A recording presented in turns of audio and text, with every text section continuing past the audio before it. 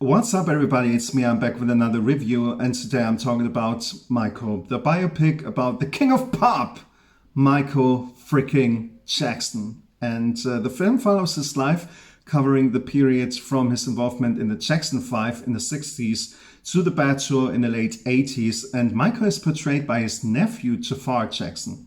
The story begins with the grueling rehearsals of the Jackson 5, during which Joseph Jackson also resorted to corporal punishment. In my opinion, Joseph Jackson was a bastard. And I think you can see it in the movie that he was a manager to their sons, not a dad. And not once did Michael say dad, he always said Joseph, which goes to show how things were going at that time.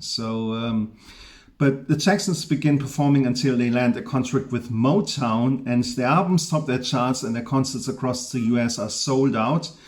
But Motown founder Berry Gordy believes Michael has more potential as a solo artist. And there's a wonderful scene in which Michael sings Who's Loving You? And man, what he sang with 10 or 11 years old, I mean, was outstanding. I think, he had so much soul and expression in his voice, and it sounded pure. And man, I think what he sang as a kid was simply phenomenal, I think. And then later on, Michael signs with Epic Records for his solo album Off the Wall. And despite the success, Michael's solo career was still held back by Joseph, because he forced him to continue touring with his brothers on a Destiny World Tour.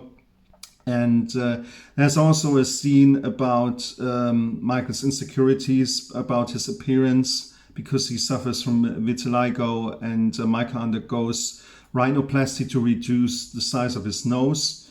So yeah, that's well documented, I think, all the plastic surgeries and so on. And after a dispute with Joseph, he follows the advice of his bodyguard, Bill Bray, and strikes out on his own. He hires John Pranker as his lawyer and has him fire Joseph by fax. And Michael visits children's hospitals and experiments with ideas for his next album, Thriller, obviously the biggest album of all time, biggest selling album of all time, one of the best albums ever, I think. And while Michael enjoys the success, Joseph meets with boxing promoter Don King to discuss a planned Jackson reunion tour. And King offers Joseph a sponsorship deal with Pepsi on the condition that Michael goes on tour with the Jacksons, but Michael refuses. And then there was the whole thing with the Pepsi commercial, a spark from the pyrotechnics sets Michael's hair on fire, resulting in third-degree burns and nerve damage. So, and I think that was pretty much the beginning of the end, with all the, with all the addiction and another plastic surgery and all that stuff. So, yeah, who knows how things would have ended up, if that Pepsi commercial didn't happen. So, but I think that was the turning point in that regard. So Michael recovers, and then he agrees to go on tour with his siblings. And during the final show, Michael announces that this is the last time the Jacksons will perform together, thereby severing his ties with Joseph. And in the final scene, you see Michael performing at a stop on his Bad Tour at Wembley Stadium. The biggest controversy, of course, is the elephant in the room, the allegations. And here's my take on it.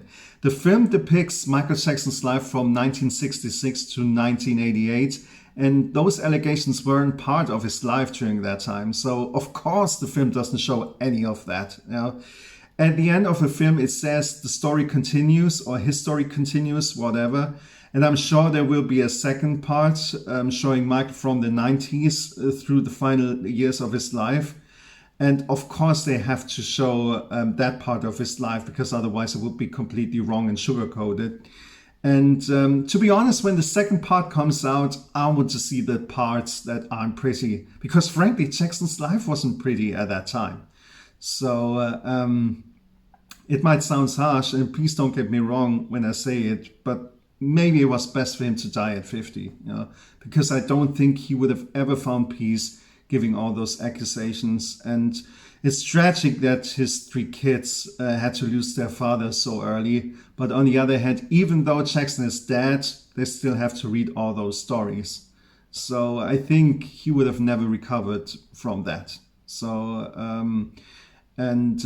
also if you think about it, it's really perverse that Michael Jackson is more worth now as a dead man than he was, during his final years, or during the final years of his life. He's making more money now, with all the Circus Soleil stuff and musical shows, and now this biopic, record sales, and so on. Yeah, which is also quite tragic, And I also believe the reason they split Jackson's life into 2 films is that, as strange it may sound, they would hire a different actor to play the white Michael Jackson, because let's face it, I mean, Michael Jackson was still an African-American man by DNA, but his skin color changed. So naturally they would hire a different actor, a white person, to play the white Michael Jackson. So I think that's why they decided to split the Jackson's life in 2 parts in a way, or to make 2 movies. So, but we'll see. I think I heard there's the second movie will come out in 2 years or something, but we'll see. But of course, this movie now is just 1 part. And I hope there will be a second part, just to tell the whole story.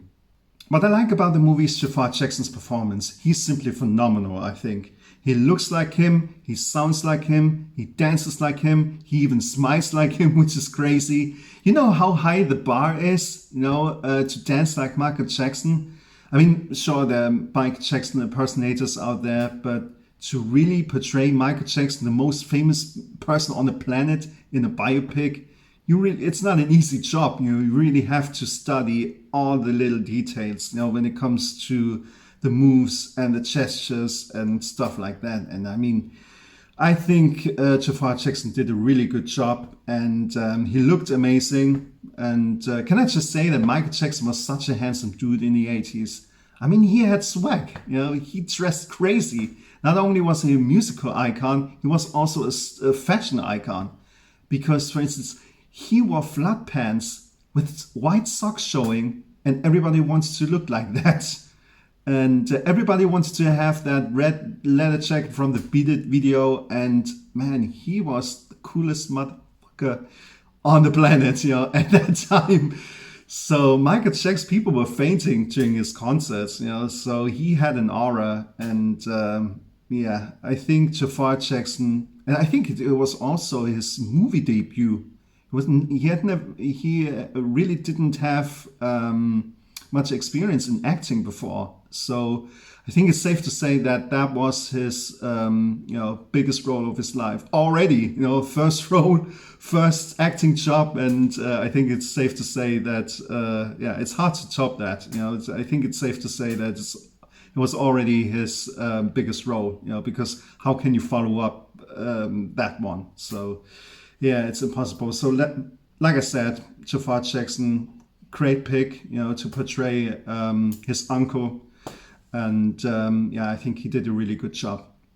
Another thing I like is that there are some lesser known songs playing in the background, more or less, like I Can Help It, Rockin' Robin, and Stalkin' Around. I think that was nice for a change, because obviously the focus is on the big hits.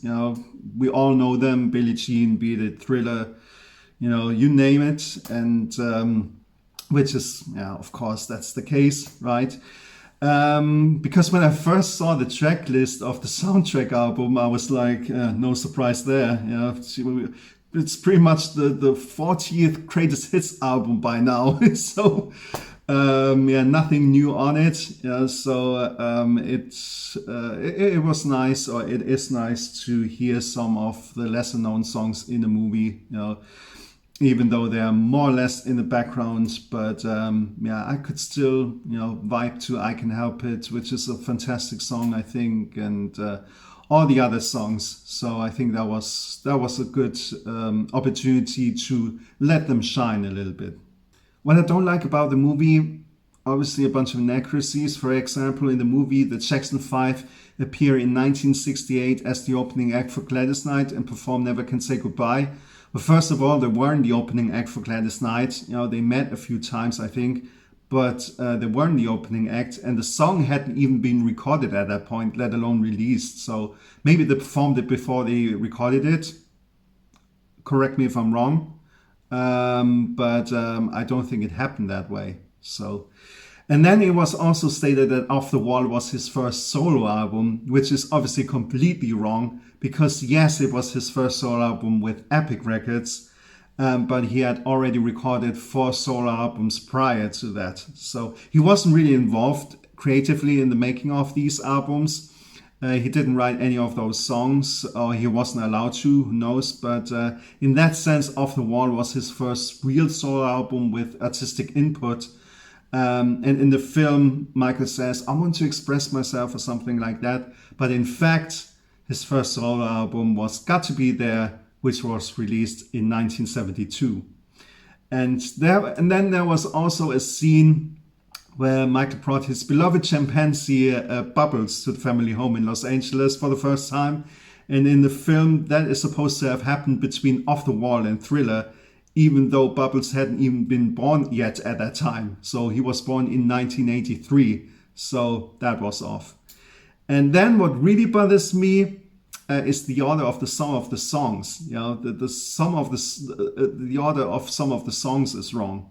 Because they first show the making of the Beat It video, then the making of the Thriller video, and then how Michael met with the head of the record label and demanded that Billie Jean be played on MTV, because MTV didn't play black artists back then. But in reality, Billie Jean was the second single from Thriller. He performed on Motown 25, where he did the moonwalk for the first time. And then Beat It came out, followed by the release of the Thriller single. So the Thriller video was shot a year later, after Billie Jean was already in heavy rotation. So you see what a music nerd I am. But I don't like these inaccuracies. So maybe most people don't give a shit about these details, but if you decide to portray a person's life and career, you should reflect the timeline as good as possible. The same goes for Bohemian Rhapsody. They also got some stuff wrong in that movie, because, for instance, there's a movie where they show the band coming up with the idea for "We Will Rock You." The doosh doosh dash doosh doosh dash. And in the movie, that supposedly happened in the early 80s, whereas in reality, that song came out in the late 70s. So that was off. But maybe sometimes it's unavoidable to bend the timeline a little bit. But for me, a biopic and certain elements that go along with it should be as authentic as possible. So, bottom line, the film is entertaining. I think it's already the most successful biopic of all time, which shows that MJ remains one of the greatest, if not the greatest artist of all time. However, I would have changed a few things here and there. There are some scenes I would have cut and replaced with something else. I would have loved to see more details about the making of those albums.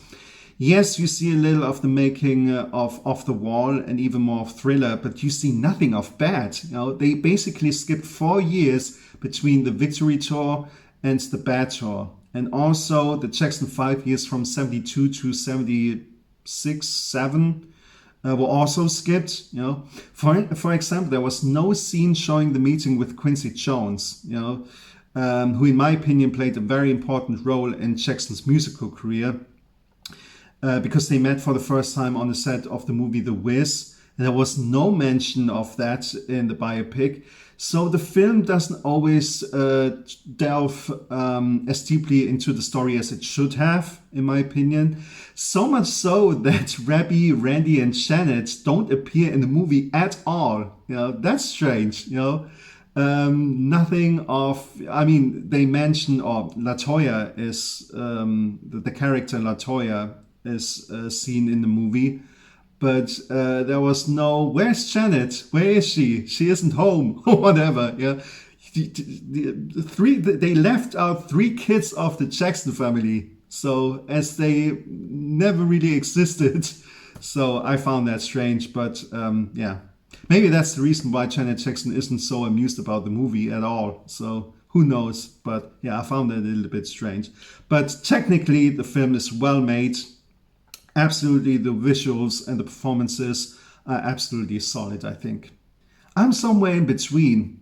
I'm somewhere in the middle. I don't agree with the 38% rating on Rotten Tomatoes. I was really surprised about that when I first saw that, because I was scrolling through my Facebook feed, and then all of a sudden I saw a post saying, yeah, bad ratings or bad review. 38% rating on Rotten Tomatoes for the Michael Jackson movie, and I was like, "This is a joke, Is it really that bad?" No pun intended. But yeah, I couldn't really believe it, because Bohemian Rhapsody, for instance, was a huge success, and well received, Oscars and so on. And I was like, this is a joke, it's not real. But then I looked it up, and then I realized it was real, so I couldn't really believe it. Yeah, so I don't really agree with the bad reviews, but I'm also not as enthusiastic as the Die Hard fans. I'd give this movie a 68% rating, or somewhere around the 70% mark, which is still fantastic, I think. Because here's the thing, even though the plot or whatever doesn't particularly captivate you, the music keeps you hooked. That's the thing, especially when it comes to biopics about musical acts. Whenever there are moments where you think, oh, it's a bit dull, as soon as you hear certain songs, you're in that moment, so, and that's the same with this movie. There, like I said, there's moments or there are scenes that I would have changed, but as soon as you hear Billie Jean, I mean, come on, you're in the moment where you go, you're like, man, this is timeless shit. So, yeah. Legendary songs, man. It's just the way it is. Legendary albums, legendary man. Michael Jackson, rest in peace. And yeah, ultimately, that's why Michael Jackson became the legend he was, or he is still today, so because he changed music history and also society, and he could have said, fuck this person, and everybody would have been, yeah, Mike, you're right. Take a look at yourself and make a change. They don't care about us. Heal the world. We are the world. Whatever. Michael, I mean, yeah, legendary figure and legendary artist. This was my review of Michael, the biopic. I hope you enjoyed it. If you did, give me a thumbs up, leave a comment, or subscribe to my channel. I would appreciate it. And thanks for watching.